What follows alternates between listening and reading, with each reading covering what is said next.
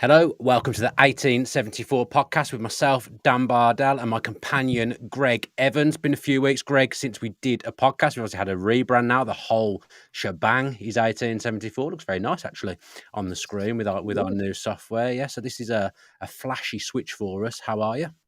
Yeah, really good. Thanks. Nice to be back covering a bit of football again. Obviously, had a week at the Open, which was great. Probably a career highlight for me, as those regular listeners on the pod will know of my love for golf. But yeah, good. Looking forward to the season starting now. Feels like we missed football a little bit. Yeah, there's been a big gap. The under-21s tided me over for a bit, but I am ready for, obviously, the Women's World Cup's on at the moment, which I've watched bits of, but I've been so busy this week, I haven't had a chance to watch any this week. But I'm ready for Villa to come back. You always feel excited, don't you, when the pre-season games start again? You get to see your new players, you get to see a few of the youngsters as well. So you know it's very much on the horizon now. Yeah, definitely. I mean, I used to get a little bit more excited about friendlies, kind of the covering football for so long now, watered down a little bit of the love for friendlies. But when you've had sort of like 2 months away and you have that first game back, typically at Warsaw, it's great just to get back into it again. And as you say, seeing some of the new players, some of the younger players who will be the guy that gets the chance if there are any of those, and all those little stories that are just building up ahead of the season. So yeah, an exciting time, and look for Villa fans. I mean, particularly because qualifying for Europe for the first time 13 years, the fact that they've got a manager in who they really like and are behind now, and they've made some very good signings. It's exciting times for sure.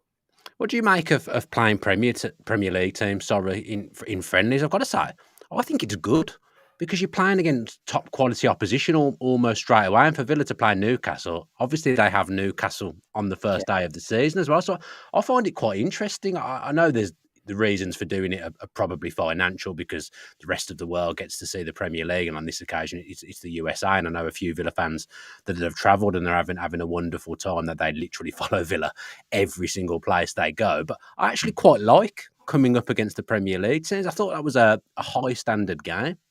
Yeah, it's fun, isn't it? Actually, I met a friend of mine in the petrol station. Actually, somebody who I hadn't seen for a couple of years, and the first thing he said to me was, any news on the Villa? And I said, yeah, there's lots going on behind the scenes. And he said he was watching the Newcastle game, and in the first sort of 20 minutes, he was going on to betting sites trying to find odds of Villa to win the league, and I was kind of thinking, yeah, they played well, but don't get too carried away. But I think it's good that they have they're playing against tough opposition, because it's a bit like the Community Shield, isn't it? Typically you've got two teams that are probably going to be pushing for the title playing each other, and they get to sort of see, have a look at how each other are doing ahead of the start of the season. So it's an almost lighter version of that. So yeah, it's good. It's a good challenge, and good that Villa have got some other tough games coming up now with, Fulham, Brentford, Lazio, and Valencia. They're all proper tests, aren't they? So Yeah, it'll give the new players a bit of time to bed in as well properly.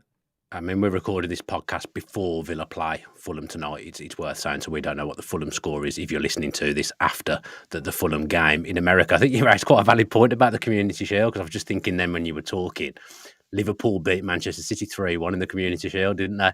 And we all know what went on to happen in the season. I think Liverpool finished fifth and City won the treble. So you're right. You can't actually read too much into it. But it was exciting to see some of the players. And I thought Villa played well, particularly in the first half. The second half, it fell away from them a little bit. A few mistakes, a few sloppy goals conceded. But it is all about fitness in the legs and trying to get patterns of play and stuff going at this point of pre-season.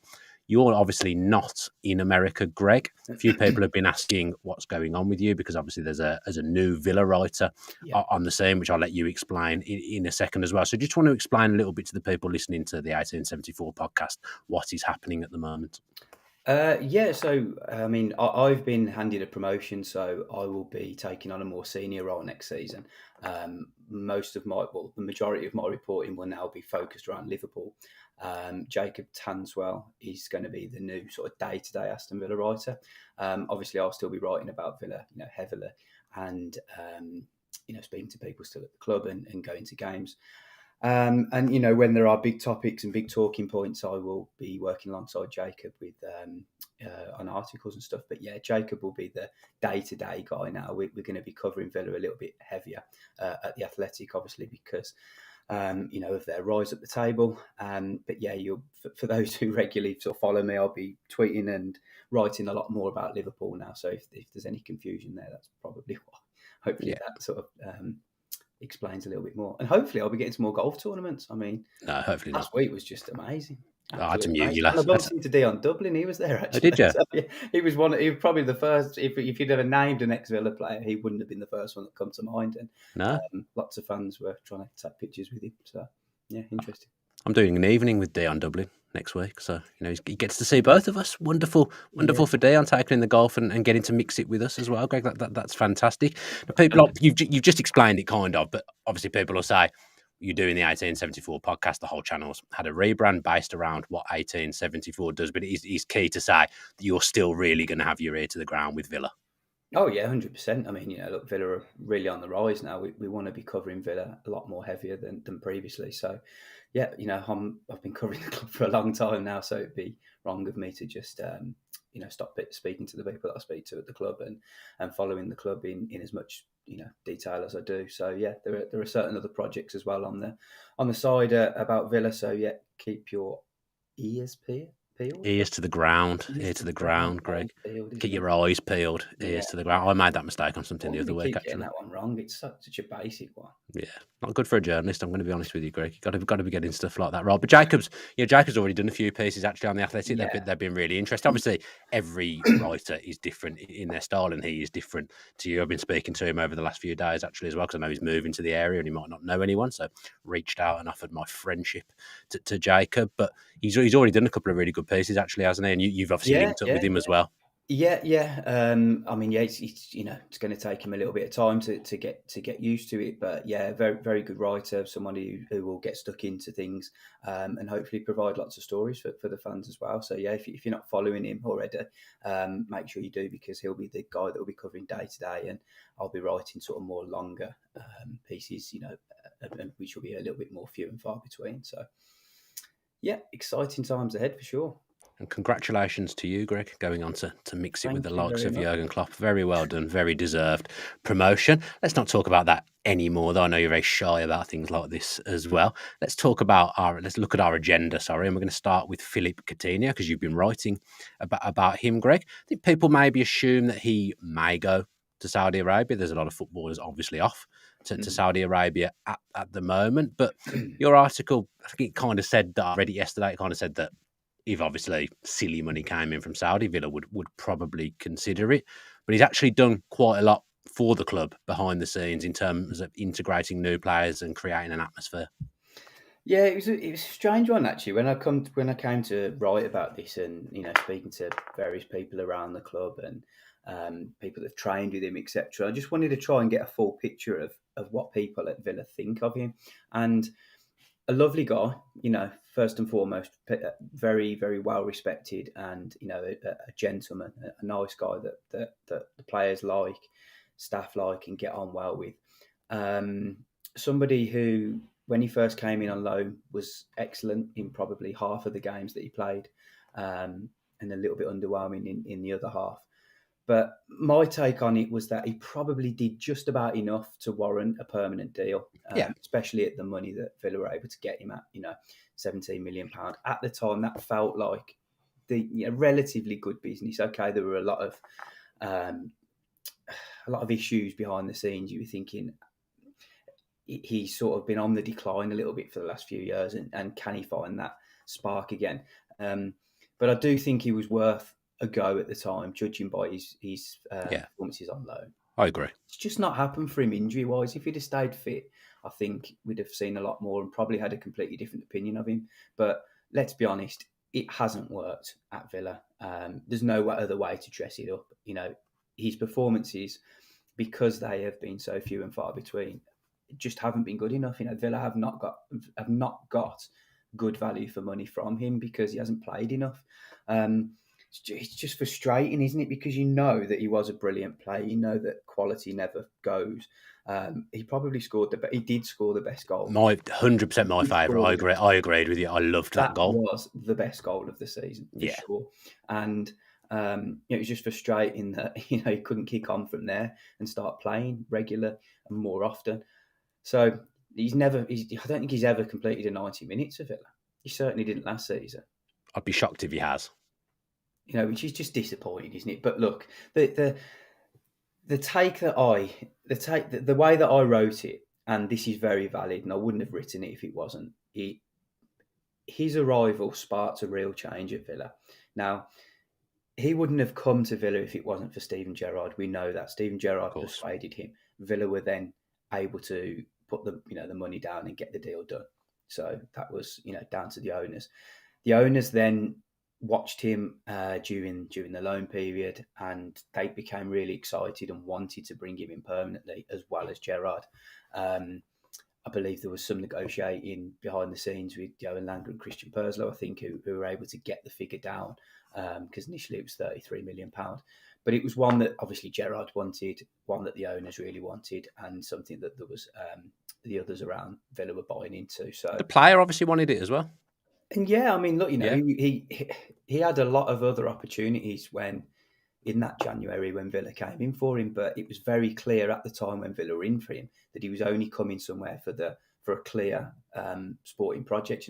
Somewhere that was going to be very ambitious and had big plans. And look, Villa have that. They don't have any trouble selling their vision because they are big thinkers and they are ambitious. Now, my take on it, and as I say, it is very valid, is that when Coutinho joined, others were willing to join then. So Luca Dean wouldn't have joined if Coutinho hadn't came in that January. Then Diego Carlos, when plenty of other clubs were looking at him, he also decided that Villa was an exciting project, partly because Coutinho was already there, somebody who he respected from the Brazilian national team.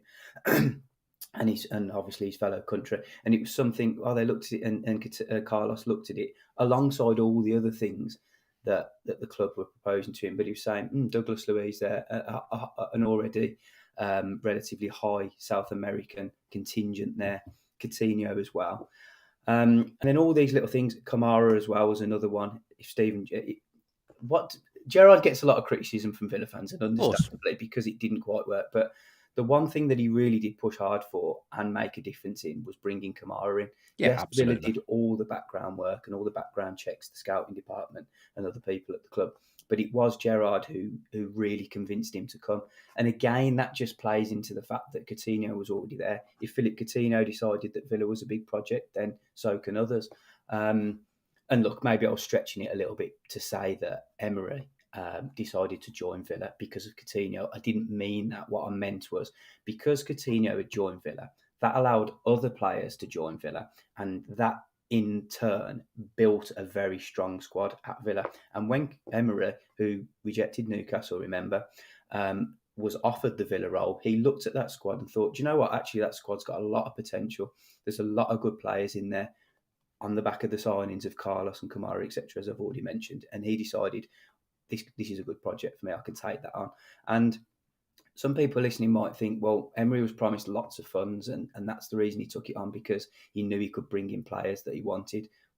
Emery said after the last game of the season, the most important players are the ones that are already here. And he meant that. Yeah, of course, he wanted to bring players in, and we knew he was going to. But the large bulk of the squad are the players that are going to stay and that he keeps. So it's a long-winded way of saying that Coutinho did play a big impact in this squad building process, but also he clearly hasn't done enough. No, I agree with pretty much everything that you've said there. I also think for 17 million, if Villa had bought him for 33 million, then I'd say that's a pretty disastrous signing. But they didn't. They bought him for 17 million off the back of what was an all right loan. He scored on his debut against Manchester United, rescued a point. He had that unbelievable game at home to Southampton. First half against Leeds, I think he put in a really good individual performance at home. So there was enough there to think, yeah, for 17 million, we've got to get this guy in. So I agree with you. I think that was the right thing for Villa to do at the time. I think if they hadn't have done it, they'd have probably got criticism actually from the fans at the time. From most fans, maybe not all, but I think most fans would have criticised the decision not to sign him based on what he'd done in that first half. And everyone was. I was at the player awards when they announced that they'd signed him, and everyone to a man there or to a person there was happy. They were happy that Coutinho had signed. Now he was in the team in the first half of the season that were a mess. There was nobody really playing well in that team in the first half of the season. And a lot was on him because he was Gerrard's guy.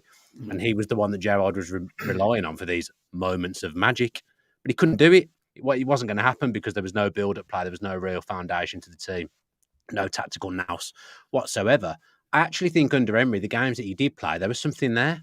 I thought he was bright and he was just starting to get fit and scored a great goal in that Arsenal game like we've already spoke about. And then we haven't seen him again. So I still think him in this team, that's a good team now, that's a high-level Premier League team that's going to be playing in Europe. I definitely think he's worth keeping around and hoping that we can get something out of him. I'm not saying he's going to go in and have the season of his life now, but I think there's enough there to be happy about keeping him and hoping he's going to come good, I would say. Yeah, I think if you look at it like that, I mean, as you say, the talent never goes away. The issue that I would probably have now with him is that he's now been out for 6 months, hasn't played any football, and he arrived at Villa now a year and a half ago. And I remember at the time speaking to plenty of people in Germany from his loan spell at Bayern Munich, and also a lot of people in Spain, and they were saying, "Look, Coutinho kind of checked out Not 18 fit. months ago, and that was 18 months ago." So he's like, and there were a few sort of comments that he's not as good as he used to be. So we're almost 3 years on now from that stage. And you're just thinking, it's tough, isn't it, for a 31-year-old who hasn't really had much football over the last 3 years now? Yeah, I mean, sorry, my maths. My I maths thought was you were right. talking about the Yeah, Bayern spell as well. Yeah, it's really. He just hasn't had much football, and it's like Villa are now in a season where they're going to have 60 plus games, hopefully, and they need robust and resilient footballers because those are the footballers that are going to keep them in those competitions for longer and keep them doing well in the Premier League. Okay, if you could get, fleeting moments from Coutinho, that might help. But I just think when you're in Europe and you're playing those Thursday, Sunday games, you just want players that you can rely on almost. And if you've got a player who, is on huge money, 135 grand a week, and there's an option to sell in this year to get that off the wage bill. That's 7 million a year, is it, off the wage bill, and get some money back in to sort of start balancing the books a little bit after spending a lot already. It might just be an option. If Emery thinks he can get something out of him, then great. I'd love to see him in a Villa shirt playing really well. It'd be really exciting, wouldn't it? But Yeah, just feels that his time's almost past. he needs to get some pre-season work, and he needs to have a strong pre-season to really kind of not hit the ground running, but be fit enough to be involved at the start of the season. I've no doubt at all that if he's here, he will start the season on the bench. He's not going to be coming in and getting into Villa's first 11 at the moment. But I do think it's one of those where if Villa get the offer of the money, now I think they'd be silly not to take it because of the financial fair play. Every club at the moment is looking at that. I'm doing the transfer shows at Sky at the moment, and in the briefings every morning when I get in, we talk about Manchester United, for example. Every club has got their eye on FFP. If they can make sensible sales, it's a really important thing for clubs at the moment. Manchester United have just done it with Elanga, 15 million for a homegrown player off the books and his wages off the books. And that's why they'd probably be happy to keep Maguire around. But his backup, if they could shift him on his massive wages and get some money back, it's really helpful. And Villa are no different to anyone else. It'll be the same for them. And they've signed 3 really high-level players who will improve the squad and the setup at Villa, at the football club. But they are now the focus. It is going to be on outgoings, isn't it? And if Coutinho can be one of them, I do think, as much as I'm happy for him to stay around, and I think Emery will be happy if he stays around, if they do get the offer, it would be negligent not to take it, I think. I think so, yeah. I mean, you've seen it with Newcastle as well. They're potentially having to move on St. Maximum. That's not something that Eddie Howe will want to do, but the players will have to move on from Newcastle as well because they've signed a lot of other players for big money. And as we say, it's the same at Villa. I still think there might be one sale. I think whether that's a Coutinho, whether that's a Baylor, I really don't hope it's one of the midfielders, and I don't actually think it will be. Villa certainly have no intentions of selling a Kamara or a Luiz. Perhaps further down the line, they might look at that, but I don't think it'd be a major issue for Villa this season. I think next season's the one for them if they don't qualify for Europe.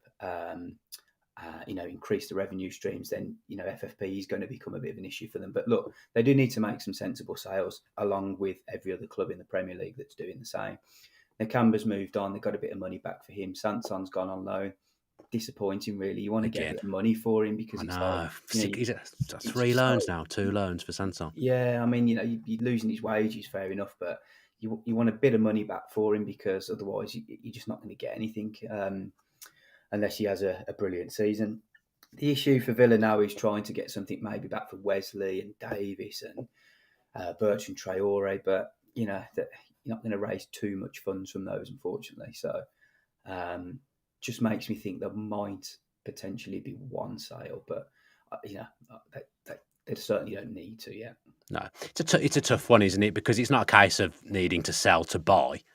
It's a case of you've just got to keep your eye on these things, and timing of things with these sales is so important. Like I look back to 12 months ago, I think Villa probably may have been able to get like 15 million for Keenan Davis, but Forest decided to look elsewhere. 12 months on, Villa aren't getting that because he hasn't done anything for Watford. I think there was a clause in the Watford deal that if they'd gone up, they'd had to sign him for a high amount, but they've had a terrible season and not gone up. And now he's back. Villa aren't a quarter of that maybe that they get for Keenan Davis now if they moved him on. Wesley was 20 to 25 million. They're going to get very little back for him. His loans haven't been a success. So these things are all about timing. So I think you're right in that, for example, I'm just throwing his name in the mix. I don't think we should sell him. I really value him as a member of the squad. But if they can get the money back for Den Donker, he's someone who isn't going to start an awful lot of games. Yeah. So then you look at it and think, do we move him on? Now, like I say, I like him. I'd keep him in the squad. I think he's so dependable. And in those European games, I think he'd be really, really valuable, Den Donker. But they just may have to shift someone at some point. Bailey's been linked with Saudi Arabia today, hasn't he? Yeah, I mean, look, Unai Emery said it over in America. He's been quoted as saying there are players in the squad that we are willing to move on. So, that if Villa can get the right offers for them, they will. The Saudi Arabian money is obviously very interesting. It's a completely different dynamic now from clubs because they're looking at it and they're thinking, for money that they might not have been able to get for players previously is now becoming potentially available from Saudi Arabia. And I think I know there are a lot of clubs out there hoping that big bids come in for their players and they're able to move. Bet they are. So it's a really interesting dynamic, and we'll see how that unfolds. But let's not focus too much on departures. The bottom line for Villa is, and pretty much all supporters know, the cluster of players that they need to move on, and then they'll probably just have to maybe sell one of the first team fringe players to get a bit of money back and move from there. I mean, look, the other side of it is, if Villa qualify for the Champions League next season, which is a very big ask, but it's something that the owners are aiming for, and obviously the manager is too, then things change a little bit because you've suddenly got the Champions League money. And then coupled with the increase in the season tickets, you've got a little bit more money coming in from that side. And then the better sponsorship deal that they got with BK8, which was double the amount of Kazoo. And slowly but surely, these revenue streams all just come in a little bit higher. And it's just enabling Villa to then buy players at a higher level without having to sell too much. I mean, if you just look at the wingers that Villa have signed from the Premier League, El Ghazi came in obviously as a loan player initially in the Championship and was then signed. But then the first winger that Villa bought in the Premier League was Trezeguet. Then the next one was Traore. Then the next one was Bailey. And now it's Moussa Diaby. And they're going up every time in not only quality or perceived quality, but transfer fee. Yeah. Trezeguet was 11 million. And by the way, he paid back every penny, Trezeguet, really, didn't he? He wasn't great, but I tell you what, he didn't have to score some important goals. Indeed. I mean, and look, let's just hope. It's about time, isn't it, that one of these wingers really, really set fire, and let's hope Diaby's that man, because we hoped that Bailey would be that guy, and he just hasn't been, has he? Yeah, I mean, I do think Diaby will be the man. Like, I think you're right. I think this is a higher echelon of signing than the other forward players that you've just mentioned that Villa signed. I mean, I did a show. You won't have seen it, Greg, because you were golfing. I did a show with Kevin Hatchard, who's a European expert on this channel. Go back and watch that if you haven't watched it already. And he commentates on the Bundesliga. He literally lives up to the name of being a European football expert. Now, there's work to be done on Diaby's game, the defensive side, the work rate side of things, but he is an exciting player and he is a higher level player than the wingers Villa have brought in previously. And that's the thing now. A player coming in, if they're not the finished article, you just think, look at what Emery did to the other players that he worked with that were flattering to deceive under Steven Gerrard. And it's exciting. I don't know whether you've seen the training clips, Greg, but he looks an exciting player. And he is an exciting player from what I've seen of the Bundesliga as well. Yeah, look, he's going to be a really exciting player. You know, the fact that Emery knew him a little bit from PSG helped. You know, it's no secret that Nico Williams at Athletic Bilbao was his number one target. I'm happier with this signing than that. I would have been with that, Yeah, I think. yeah. I have to admit, I haven't seen enough of Williams to say how good he is. I think he's more raw than Diaby, haven't personally. haven't watched enough of it. I mean, I almost trust Emery because Yeah. he does know how good he is. And if he wanted him, you know, as the number one target, then so be it. But look, the transfers are just, you know, there's often such a long list of players that managers are considering that sometimes your fourth choice option actually becomes better than the first choice option. It's just the way football works sometimes. But let's hope Diaby is the better option. I mean, one thing I would point out is Villa have actually had him on the radar for a while now, so it's not just Emery's decision. The scouting team who have been in place for quite a while now have looked at Diaby. And I believe we're considering signing him in 2021 when Jack Grealish left, but at that time Leverkusen still wanted 50 million euros. So it just wasn't feasible for them at that point. So it's great that the new manager is aligned with the scouting department and the Villa are working collectively to get these deals done. So yeah, obviously alongside Monchi and Vidagani. So yeah, it's interesting. I wanted to ask you about Monchi because Villa's transfer business would have been well in flight when Monchi came through the door. So I just wanted to pick your brain and ask how involved he is. What would his involvement be in incomings and outgoings at the moment? I suppose outgoings, he'll have a heavy involvement because they haven't happened yet. But in the Diaby deal, I've seen people saying about Monchi getting the price down for Torres and Monchi getting the price down for Diaby. And I thought, I'm not sure that's true at this point. Is it true? The price went up for Diaby, so you know. Yeah, but being lower than originally quoted, then perhaps like Pau Torres, for example, his fee was lower than his release clause. Yeah. I think we spoke about Torres quite a lot, didn't we? I mean, Yeah, we've done it. I'm just asking about Monchi's involvement. Sure. So, look, Monchi will, as this, you know, effectively the sporting director. That isn't his name. He's the president of God knows what. There's too many presidents at Villa. There's a lot of things going on in the hierarchy. I genuinely can't remember the title of it now because I mean he just is the sporting director. You know, that's whatever title he's got. He's the sporting director. So. His job it will be to get better deals for the club to make sure that the players that are sold on are moved on for obviously the right fees, and he will be planning in advance now. You know, we know all about Monchi, the fact that he's had this big database of players for so many years and his methods of working. Okay, it was at Sevilla for a very long time, and it didn't quite work for him at Roma, but he's alongside Emery, and they're all on the same page. So they'll be looking ahead at some of the younger players. There's a lot of fullbacks, for example, that are under consideration in Spain. That Villa are looking ahead for both at right back and left back. Look, for this summer, they're planning for the future, but if they are maybe able to get a player in who can slowly develop, almost as a number two fullback to one of the current first teamers, then that might be something they look at. But there are certainly a lot of Spanish fullbacks that are under consideration that they're looking at. And it's just things like that Monchi will be looking at. He'll start to plan ahead now and do this squad analysis and see which positions are going to be needed in the transfer windows ahead, which players are obviously coming towards the end of their contracts and might be moving on or need renewing, etc. Just typical sporting director roles.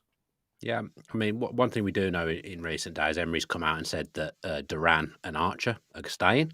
They're going to be involved in the first team squad this season. I've got to be honest, hand on heart. I really thought Duran would end up going on loan, but Emery said him and Archer are staying to compete with Watkins. Although it's clear that Watkins is the number one guy in the front position. But we've seen some other young players get involved in pre-season. Gregg, it's becoming a little bit clearer now which young players will be at the club this season. I think Aaron Ramsey is maybe 50-50 at the moment, but Amari Kellyman, he looks an interesting player in midfield. He just looks like a modern midfielder, the way he picks up the ball and drives with it, and some of the facets to his game. I think he looks really exciting, doesn't he?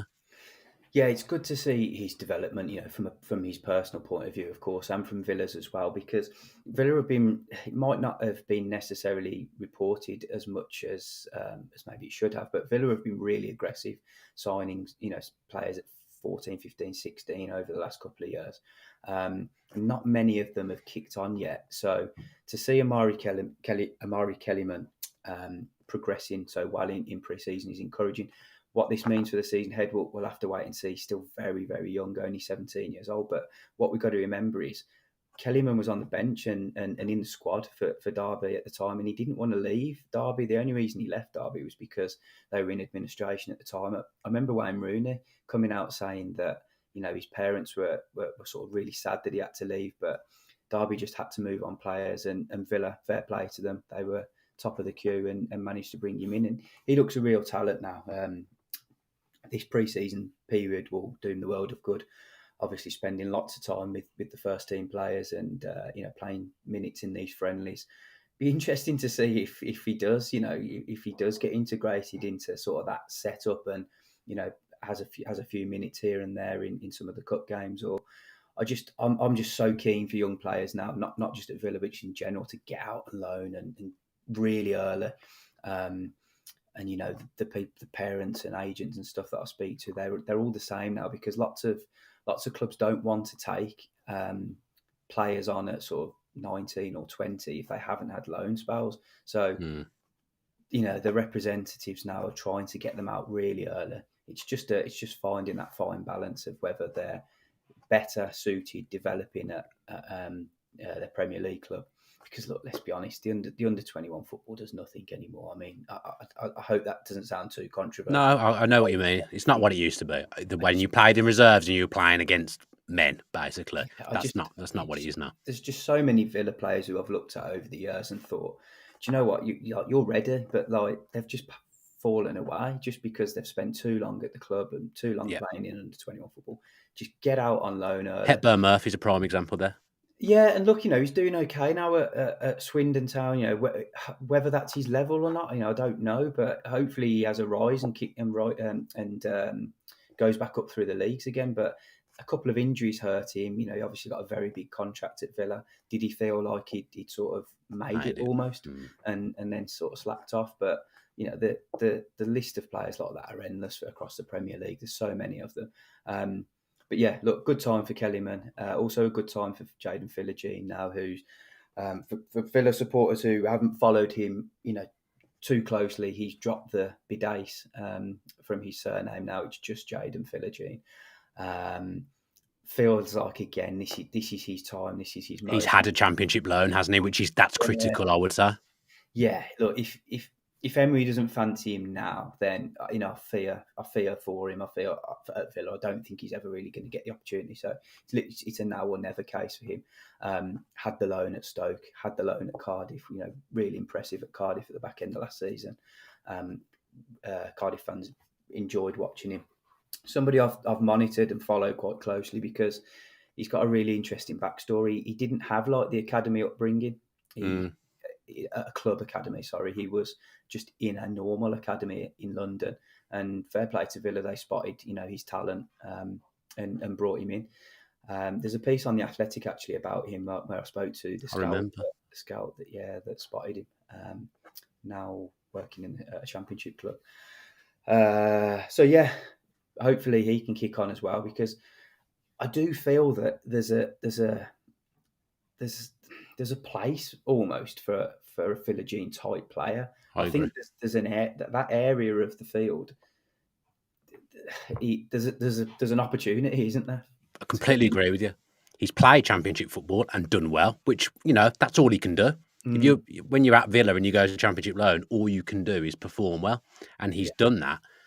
Villa worked hard to keep him a few years ago as well, because his contract was coming towards an end, and Villa had to work hard to hold on to him. The Chukwuemeka, him and Chukwuemeka make their debut on the same game or around the same time. They've obviously ended up losing Chukwuemeka, albeit for a hell of a lot of money at the time for someone who had a year left on his contract. So the club did really well. Then when we were talking earlier about clever sales, that was a really clever sale that the club made. That was a good one, wasn't it? Just looking back on it now. Sorry to it's all right. But Philogene, he's done all he can do, and I don't want. I'm using the word disrespectful because you've used it earlier. I'm not trying to be disrespectful in saying this, but I think there's more value to the club in having him in and around the first team than Bertrand Traore, who is inevitably going to go on a free at the end of his contract if he doesn't go on loan or somewhere else now.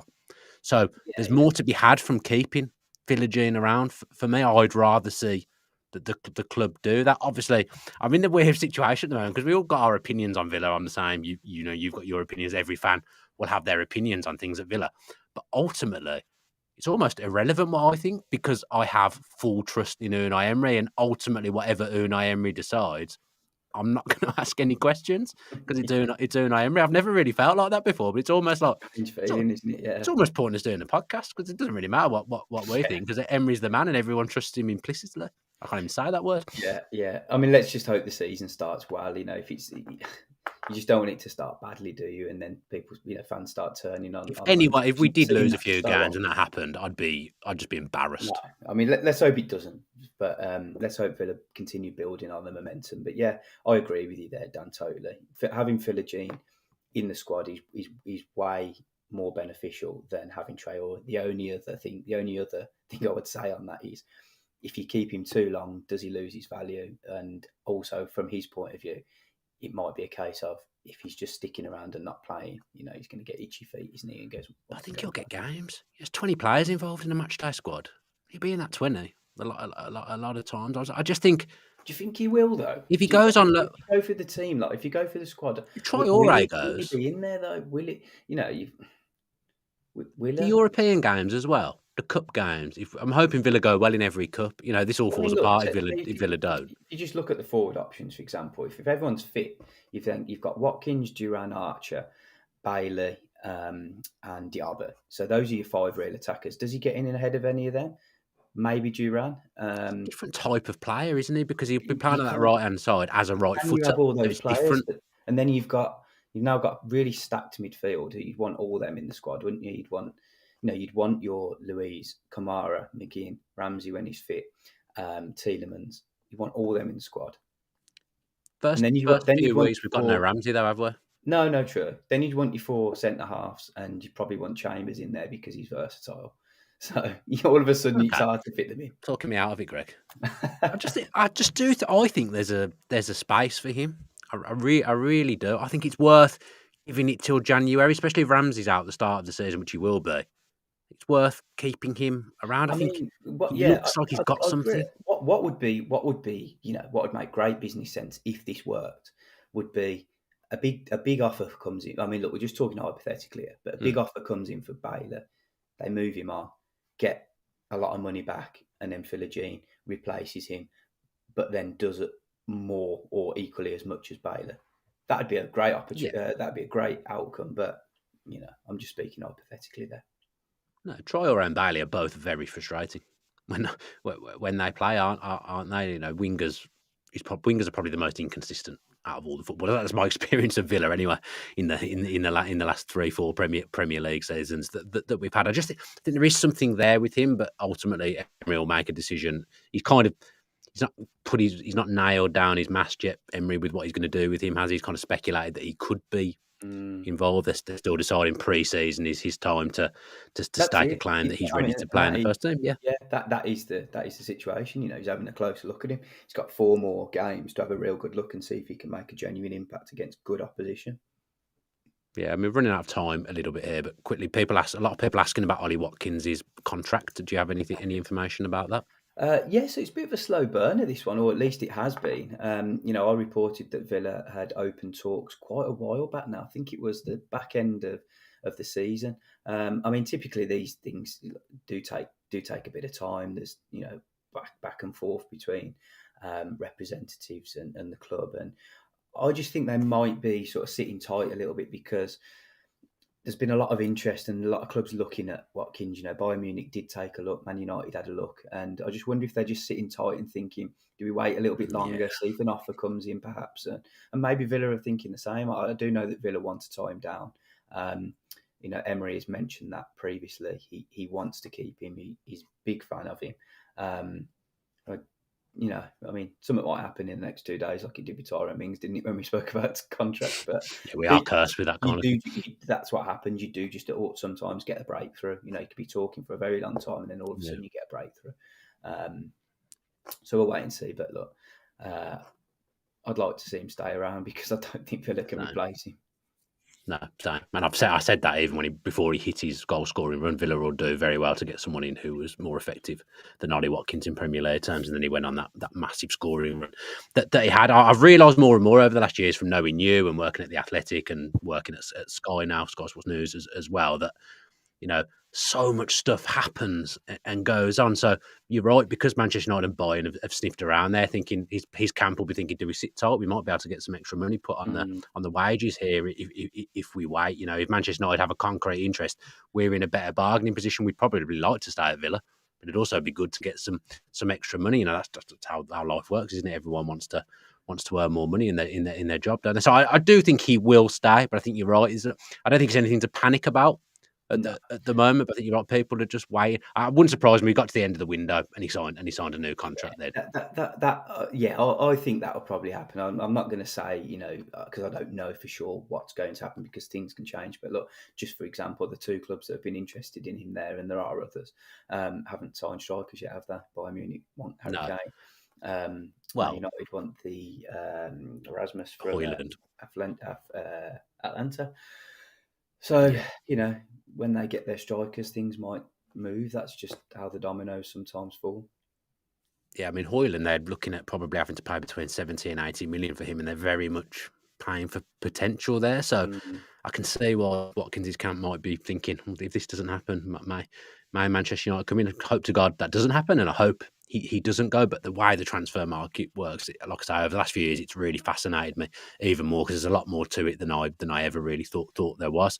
I think that probably does us. Gregg, apologies, there was loads of questions sent in, but we have run out of time. I think we've covered some of the stuff that was asked as we've gone through, but maybe we'll do a Q&A at some point on the channel in the next week or so and answer some more of those questions that came in, because there were some really, really good ones that came in. Thanks ever so much for watching. This is the podcast, the 1874 podcast on the 1874 channel. You'll notice if you're watching via video, I'm actually in the old Villa View podcast booth that I used to sit in with Tom Julian, because I'm in London this week, so I've come here to record this with Gregg. So if you're listening via audio or video, leave us a review, give us a like, comment if you agree with what Gregg and I have covered during the pod. I look forward to that.